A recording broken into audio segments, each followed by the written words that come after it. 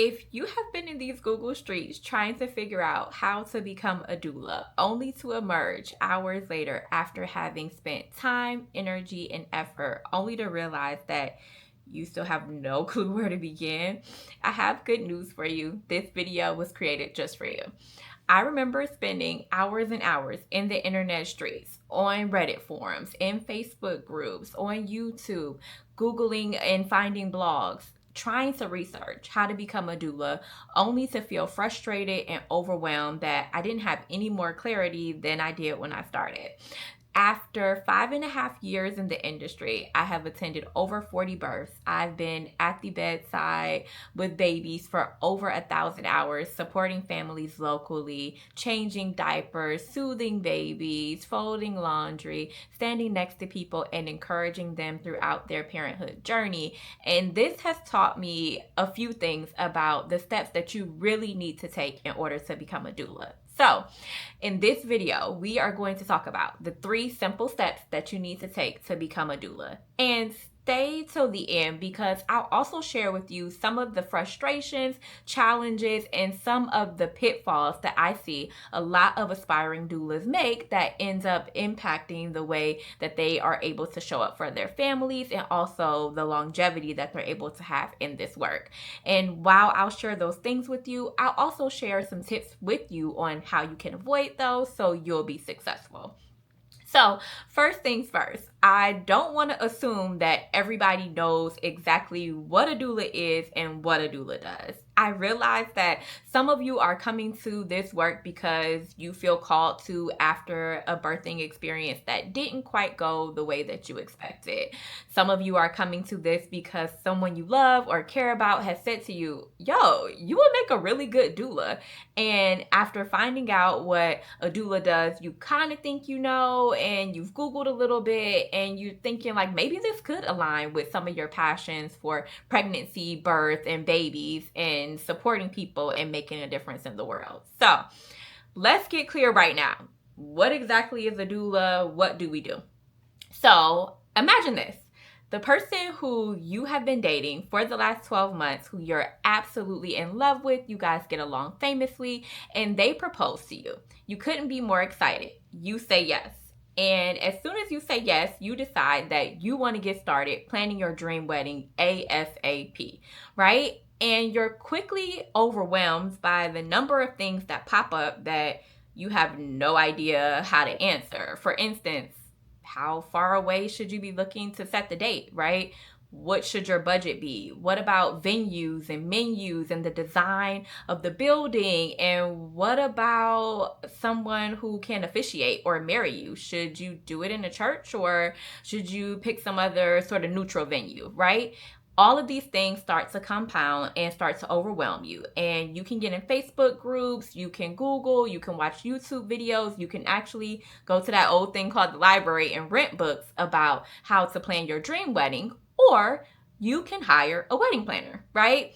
A wedding planner already has experience with talking to couples, understanding their vision. They have connections in the community. They know all the vendors. They know all the venues. They know all the DJs. They know all the contracts. They know all the ways that couples can get caught up in the pitfalls. And so you hire a wedding planner because they will stand next to you throughout the whole entire process and make sure that it's as smooth and as stressless as possible.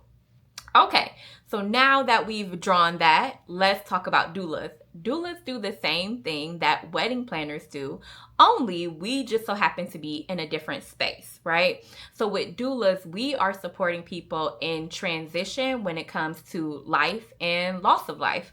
So people who are expecting a baby, who just had a baby, who may be experiencing some sort of loss, they feel overwhelmed. They feel confused. They don't know really where to go. They don't know how to have conversations with their providers or even if they've chosen the right provider or birthing facility, and they want somebody to be by their side who can guide them, coach them, encourage them, and teach them what they need to know in order to have the incredible birthing experience that they have in their mind, right? And so that's what we do as doulas. We find out what the couple's vision is, and then we support them with trying to make that vision come to life to the best of our ability, right? So we might suggest things like, going to childbirth education. So if you're a birth doula and you have a birthing client, you definitely want to make sure that they understand the physiological process of birth, so that way they're not afraid of it, right? And now that they're not afraid of it, you can move forward with things like helping them create a birth plan, helping them think through pain management,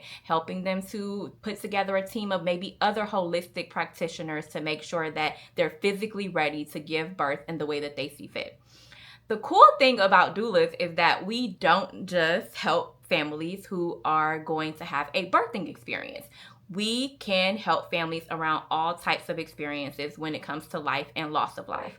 So there are about maybe 10 or more different types of doulas. It's absolutely insane. But we can be birth doulas. We can be postpartum doulas. We can be antepartum doulas. We can be abortion doulas. We can be sibling doulas. We can also be fertility doulas, adoption doulas, full spectrum doulas, right? There's so many different types of birth work that are available to us beyond just birth.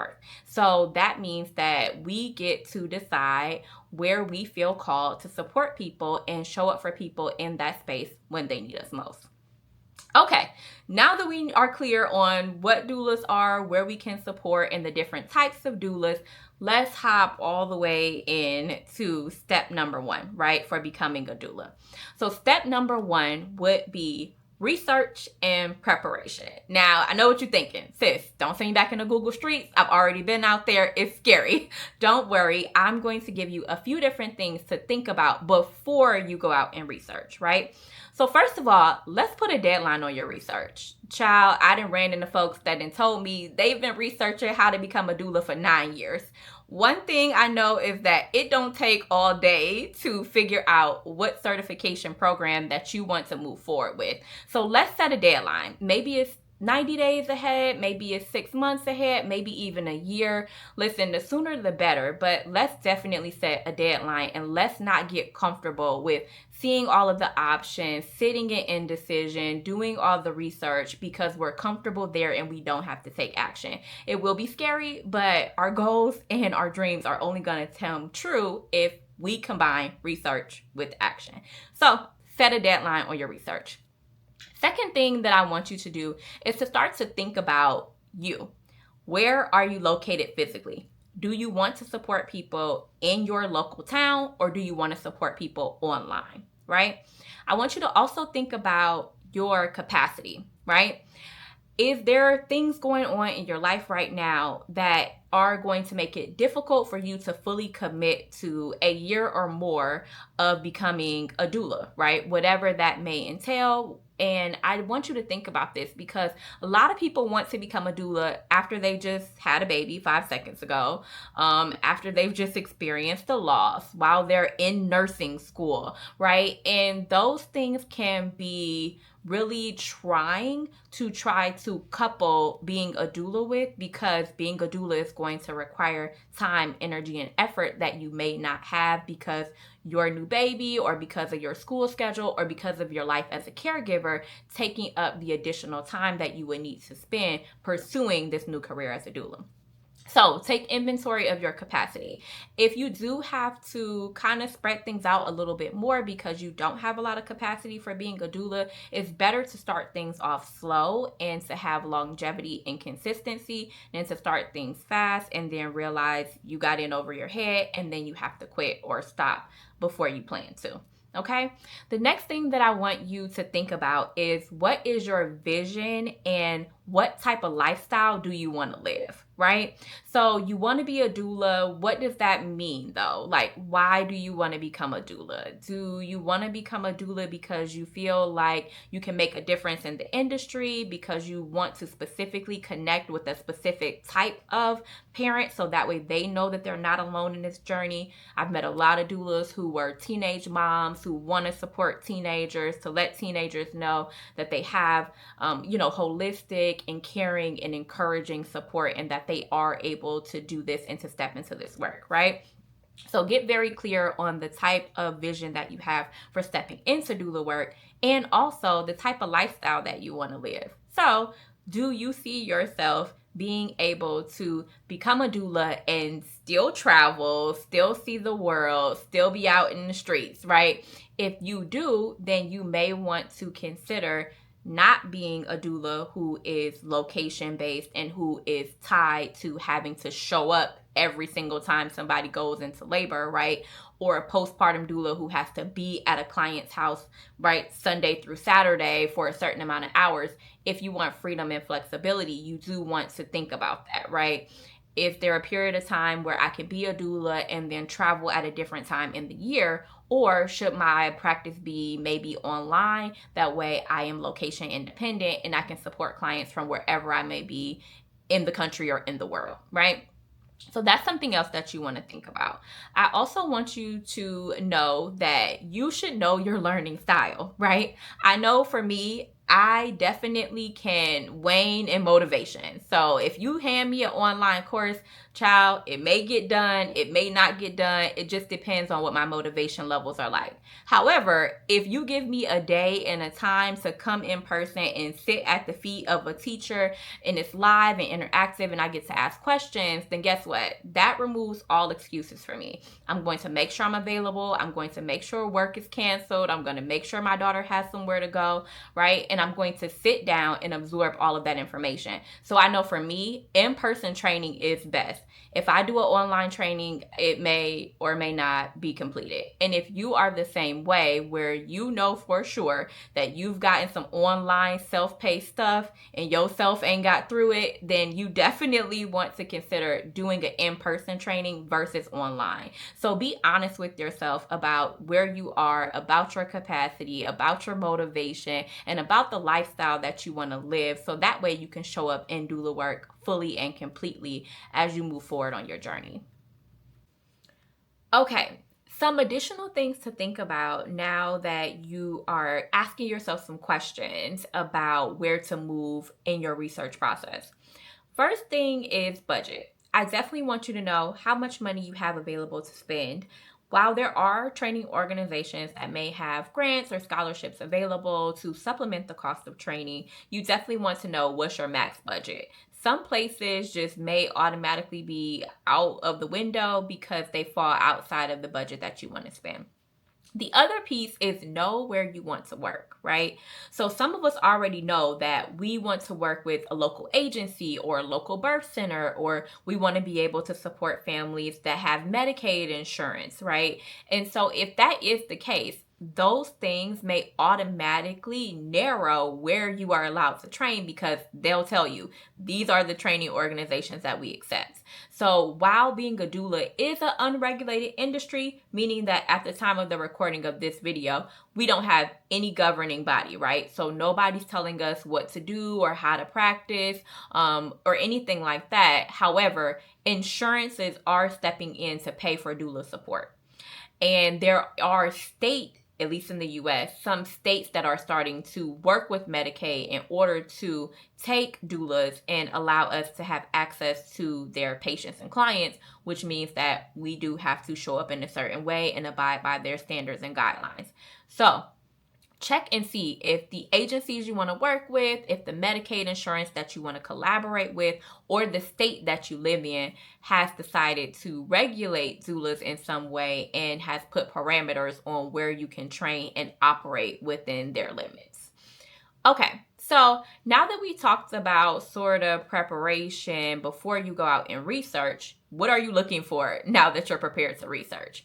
So you want to look for training organizations that clearly have missions and values stated. That way you can make sure you align with those missions and values. You want to make sure that you can see who the trainer is and check out their social media. Do you get a vibe from the trainer that you guys would connect? Do they align with some of the reasons that you want to become a doula? Are they teaching you things already on social media that you didn't know? Are their alumni saying good things about them, right? So people who they've trained in the past, are they saying that the trainings went well, that they feel confident, that they've been successful in their doula practice, right? Those are some of the things that you definitely want to look for as you research. I will also say this, make sure that you know whether or not the organization is going to charge yearly fees for membership and what their certification process looks like. So attending the training a lot of times is just the first step. A lot of times there are certain things that you have to do as well or in addition to attending the training, like reading books and writing summaries, actually supporting clients and getting feedback from those clients. You may have to attend a breastfeeding training. You may have to get CPR.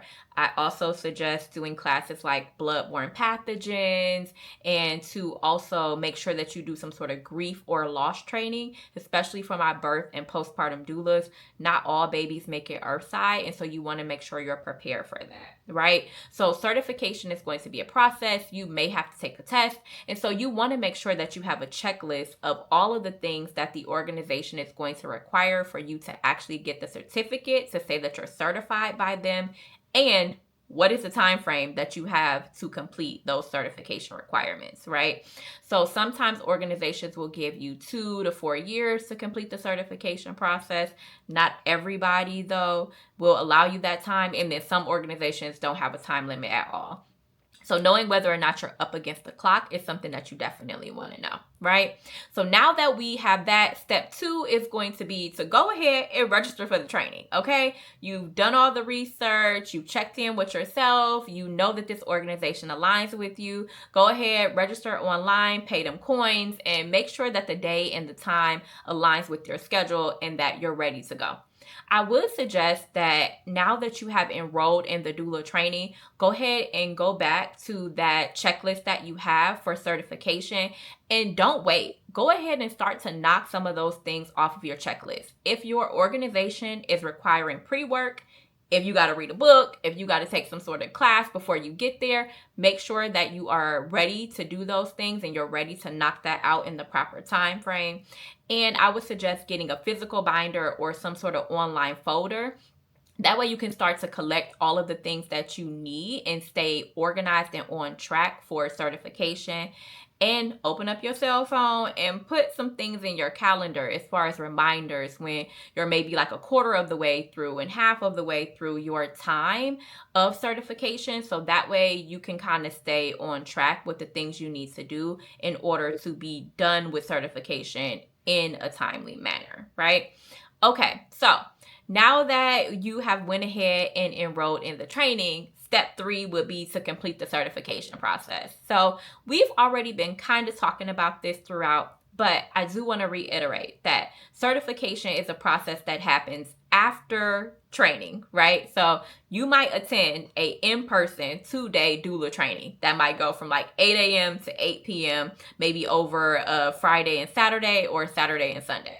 You're feeling all motivated, inspired. You're like, okay, cool. And I'm trained. What do I do next?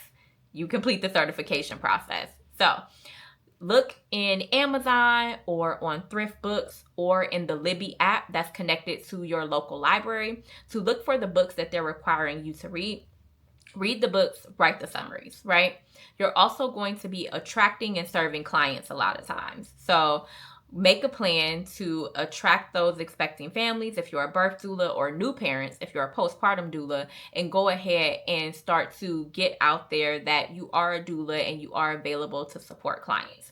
You also want to make sure that if there are any additional trainings, again, childbirth education, breastfeeding, bloodborne pathogens, CPR, those things, you want to make sure that you complete those additional trainings.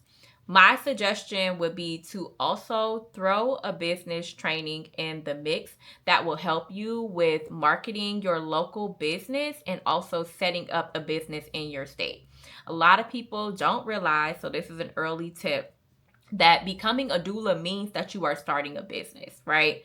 A lot of us are not W-2 employees. Shout out to the people that live in a place where you can be a W-2 employee. But if you go on Indeed and look in for jobs for birth doula or postpartum doula, a lot of times you won't find one. Or if you do find one, it's through an agency where you have to be an independent contractor, meaning that you need to collaborate with them as a business owner.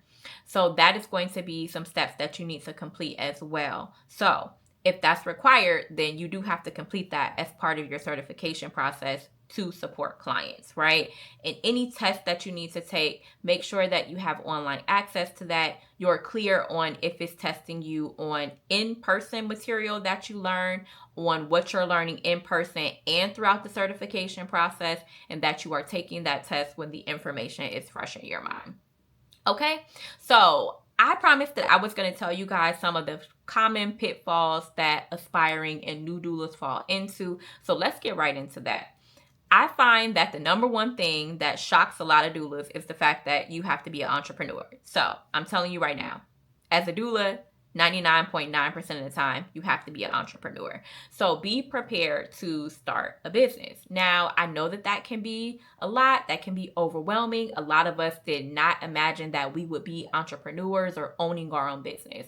So do whatever you need to do to get the kind of support that would be available to you to start a business. A great place to start is the Small Business Development Center, or SBDC.